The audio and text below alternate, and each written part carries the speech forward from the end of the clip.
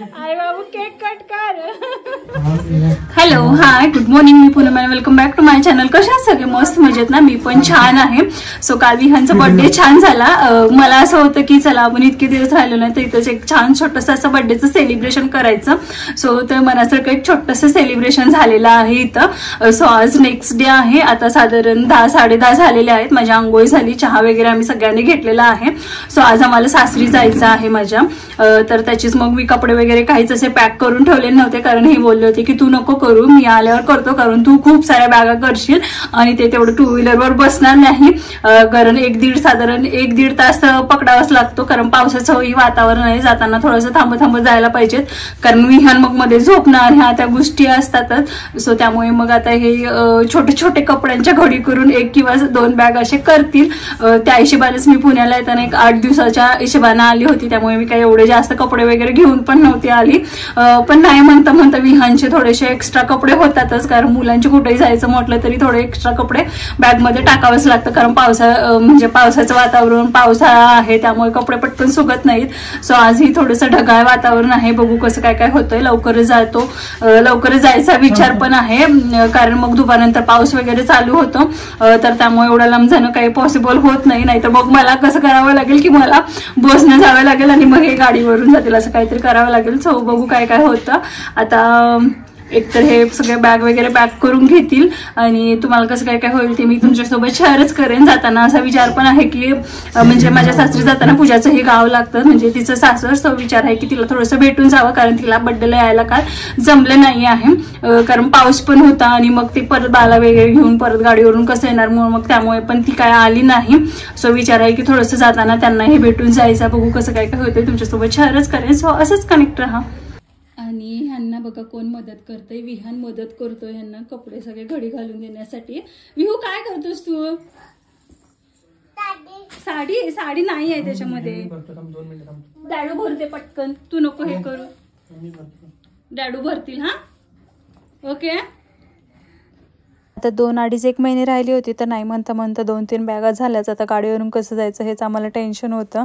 मग त्यानंतर मग ह्यांनी इथे जेवायला घेतलेले आहेत आणि ह्यांच्या आवडीची नाईने इथे छान अशी बांगडीची चटणी केली होती आणि त्यानंतर रात्रीचं काही चिकन होतं आणि ह्यांना नॉनव्हेज म्हटलं तर भरपूर आवडतं। सो ते मस्त इथं त्यांचं जेवण करत आहेत।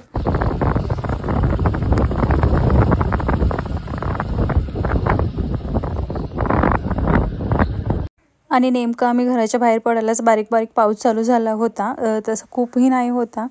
तर म्हटलं चला जास्त लेट न करता आपण निघू। आणि त्यानंतर माझं कोवाडमध्ये थोडंसं काम होतं सोन्याच्या दुकानमध्ये, म्हणजे विहानसाठी मला पैंजण बघायचे होते। सो तेच इथं काही ट्राय करून बघितले, पण असं झालं की ते जसे मला हवे होते तसे भेटले नाहीत। असं माझं असं होतं की विहानला चला बड्डेला छोटंसं काहीतरी काय होईना पण घेऊया असं होतं माझं, पण मला ज्या डिझाईनमध्ये हवं होतं ते नाही होतं। आणि जे काही विहानच्या पायामध्ये अगोदरचे जे पैंजण आहेत ते याच सोनारकडून घेतले होते। मग जिथं घेतलेलं तिथं दिलं की थोडंसं हे होतं, म्हणून मग आमचा असा विचार चालला होता, पण आवडीचे काही भेटले नाहीत। बघ बाकीच्या काही डिझाईन्स बघितल्या, पण मला ना थोडंसं मध्ये घुंगूरचे हवे होते, कारण विहान नको तुटून बाहेर वगैरे जातो, तर घुंगराचे असेल तर थोडंसं समजतं की हा बाबा इथं आहे विहान म्हणून। तर त्याच्यासाठीच मी बऱ्याचशा डिझाईन बघितल्या, पण काही आवडल्या नाहीत। त्यामुळे मग आम्ही पाऊस येण्याच्या अगोदर म्हटलं की बहिणीकडे पोचावं, तर आम्ही इथं आलो होतो आणि जवळजवळ निर्विघ्न 2 तास दादूची वाट बघत बसला होता। दादू काय करायला लागलाय?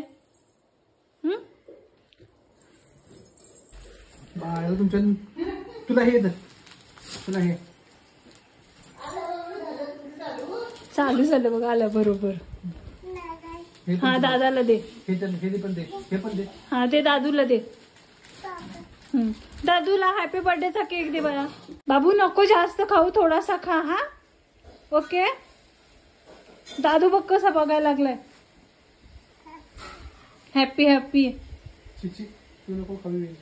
तो नाही जास्त खात, त्याला नाही आवडत। काय खायला लागला तू? नको खाऊ म्हण, स्पून घेऊन ये। स्पून घेऊन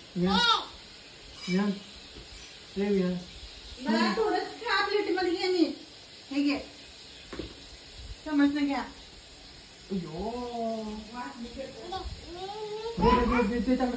काढून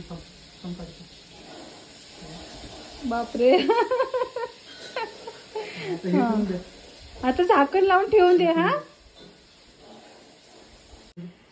दादाला बरं. चमच्यानं बरं. वा छी. काय?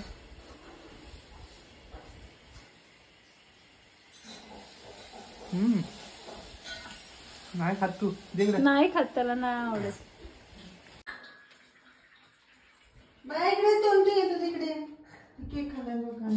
हे बघ नाक पुसून घेतोय. धू धू म्हणे.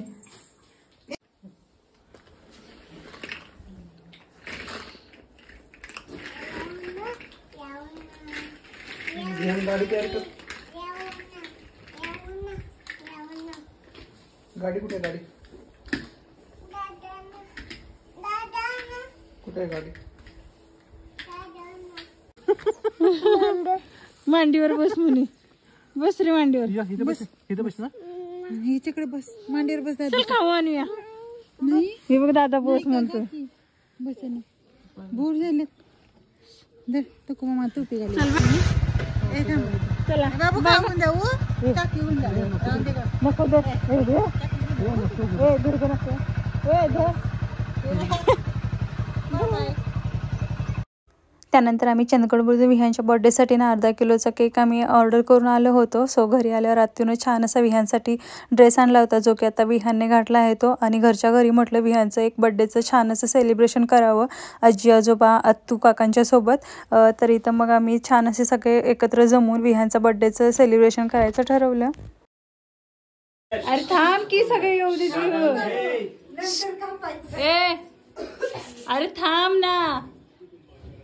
डॅडू येऊ नको का? हा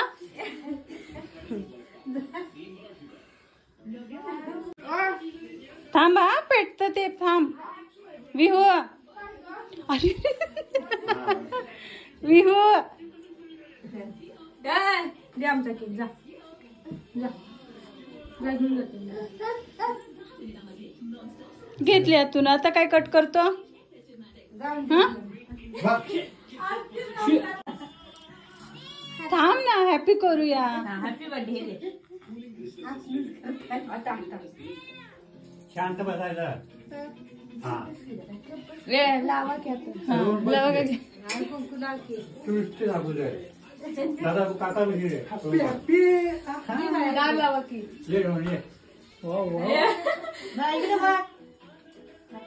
नाचतोय. वा वा.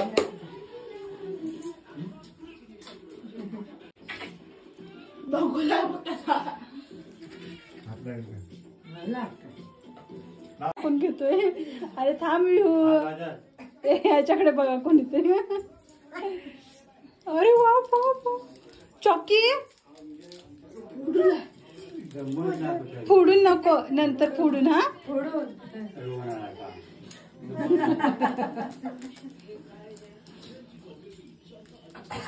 अरे नको फोडून.